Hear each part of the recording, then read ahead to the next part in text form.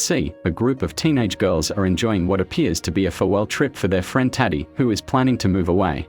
As they sail, they notice something unusual in the distance, a strange atmospheric disturbance that none of them can identify.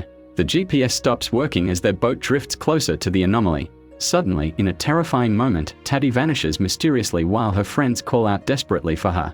Another girl, Loli, is also affected. The scene abruptly shifts to the streets of Buenos Aires, where protesters are loudly demonstrating against power cuts, banging pots and chanting, "No more power cuts." Through this chaos, 3 men, including one who has returned to Argentina after 20 years abroad, are stuck in traffic. The returnee laments that Argentina remains plagued by the same problems that existed when he left. Protests then, protests now. One man remarks sarcastically that perhaps the returnee himself is the problem. As they navigate the gridlocked streets, news reports on the radio mention a fire at an electrical substation in Vicente Lopez and a nursing home crisis due to 3-day power outages. The scene establishes the socio-political context of an Argentina in crisis even before the true catastrophe begins. Tano's house, a group of old friends gathers in the basement for their traditional game of truco, an Argentine card game. The core group, Tano, the analytical homeowner, Juan, seemingly the most level-headed, Russo, emotional and concerned about family, and Lucas, more carefree, have a long history together spanning decades. Omar, Russo's brother-in-law who is apparently separated from his wife, joins them but clearly feels like an outsider, subjected to subtle mockery and exclusion. Upstairs, Anna, Tano's wife, sorts through her husband's hoarded belongings, including outdated phone books from 2003. Vicente, the property caretaker, parks their car and exchanges pleasantries. Progressive rock and cumbia music play in the background, creating a nostalgic atmosphere as the men reminisce about their youth, evidenced by an old photo of Juan with an impressive afro. The truco game reveals the dynamics between friends. Lucas appears to be owing money to Russo for an apartment deal gone wrong, and tensions simmer beneath the surface of their camaraderie. Omar, trying to fit in, examines a gas mask with military insignia that Tano claims is a European souvenir with emotional value, foreshadowing its later importance. Meanwhile, they receive notifications about the continuing protests nearby. Whiskey is ordered for delivery, setting up a crucial plot point for later. The scene establishes deep bonds between the core friends while highlighting subtle exclusion of Omar and underlying personal issues that will soon be magnified by crisis. During an intense moment in their card game, with Tano seemingly bluffing but confident, a sudden thunder-like rumble interrupts them. Moments later, the power cuts out completely. When they check their phones for light, they discover all batteries are mysteriously dead despite being fully charged earlier. Tano's emergency lantern fails to work as well. The darkness is complete, creating an atmosphere of growing unease. Anna rushes downstairs in panic, reporting that Vicente has inexplicably collapsed outside. She saw him through the window fall out of the blue. As Tano searches frantically for keys to check on Vicente, they notice something bizarre through the window, what appears to be ash falling from the sky, looking almost like snow in summer. A car crashes outside at full speed, followed by another, indicating drivers are being affected. The group attempts to call emergency services, but discover both cell phones and landlines are dead. Looking outside, they see the entire neighborhood is dark, the blackout is widespread. Juan compares the silence to a cemetery. Realizing the potential danger, Tano orders everyone to seal the house, covering windows with bedsheets to prevent the mysterious particles from entering. A sense of isolation and vulnerability settles over the group as they begin to grasp that something catastrophic is occurring beyond their understanding. The mysterious ash continues to fall silently outside, and the group is forced to confront that they may be witnessing the beginning of an apocalyptic event. As the reality of their situation sinks in, tensions within the group escalate rapidly. Russo becomes increasingly agitated about his wife Flavia and the children, who might be out walking the dog. When Juan attempts to console him with what he considers a white lie, suggesting the mysterious ash might not have reached their distant neighborhood, Lucas criticizes this approach, triggering an argument. Omar, still feeling excluded and mocked by the others, particularly Juan and Tano, adds fuel to the fire by antagonizing Russo further. The underlying social dynamics that had been manageable during their card game now become dangerous fault lines. In a moment of panic and desperation, Russo decides he must reach his family at all costs. Despite the others' physical attempts to stop him, he breaks free and rushes outside into the falling snow. The group watches in horror as Russo immediately collapses upon contact with the substance, exactly as Vicente had earlier. The reality of their predicament becomes devastatingly clear. The falling particles are lethal upon contact. Grief and shock overwhelm the group, particularly Tano, who blames Omar for pushing Russo over the edge with his antagonistic behavior.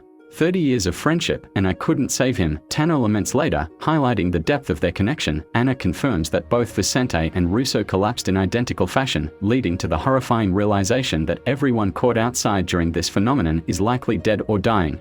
Juan worries about his ex-wife Clara and daughter Elena, hoping they figured out the danger and stayed inside. As night deepens, the temperature drops dramatically, adding physical discomfort to their psychological distress. The mysterious substance continues to fall silently outside, transforming their familiar neighborhood into an alien and hostile environment. A frantic knocking at the connecting door between the house and garage interrupts the group's morning. A woman's desperate voice begs to be let in, claiming she's freezing to death and has witnessed someone die from the mysterious ash. After initial suspicion, particularly from Tano, who becomes increasingly territorial about his home, they discover it's Ingrid, the delivery person who brought their whiskey earlier. She explains she was fixing her bicycle in the garage when the phenomenon began and sought shelter there. This raises questions since they were expecting a male delivery person according to the app. Ingrid explains she occasionally covers deliveries for her brother Jorge Antonio, whose account she uses. The group cautiously welcomes her, providing tea and warmth as she processes her trauma. Meanwhile, the survivors attempt to expand their safe zone by accessing Tano's garage where Juan's car is parked. Using strategy and caution, they manage to reach the car by pushing Tano's station wagon up against the window as protection. However, when Juan attempts to start his car, the engine fails completely. Tano, consulting his books, explains they are likely experiencing an electromagnetic pulse, EMP, that has permanently damaged all electronic circuits, whether turned on, off, or even unplugged. As dawn approaches, they notice a light in neighboring Baker Don Elisio's house and attempt to signal him with their lantern.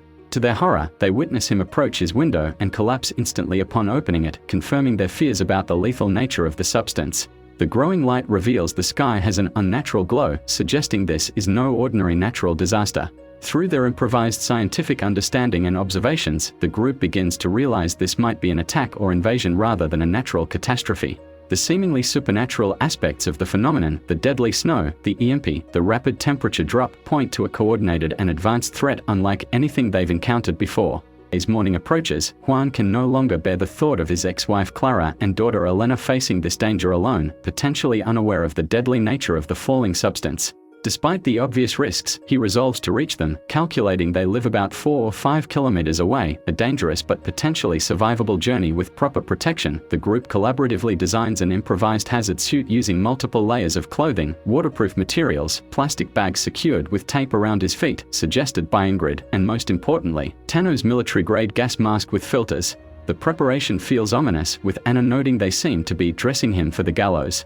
Just as Juan is fully equipped and ready to depart, Omar, who has endured feeling like an outsider all night, dramatically intervenes. Revealing a previously unseen assertiveness, he demands the mask at gunpoint, claiming the protective suit was his idea and that he deserves to seek his own family. The tension reaches its peak when Tano, also unexpectedly, pulls out his own weapon, revealing a previously hidden aspect of his character. A tense standoff ensues, with Tano asserting his authority as the homeowner. "I am in charge here. There's the door if you're not happy." The confrontation exposes how quickly civilization's veneer can crack under pressure, even among people who know each other. Ultimately, Juan proceeds with the plan, leaving the house in his protective gear. As he steps out into the transformed world, he sees protest signs reading "No to power cuts" covered in the deadly snow, a poignant reminder of how quickly ordinary concerns can become irrelevant in the face of true catastrophe.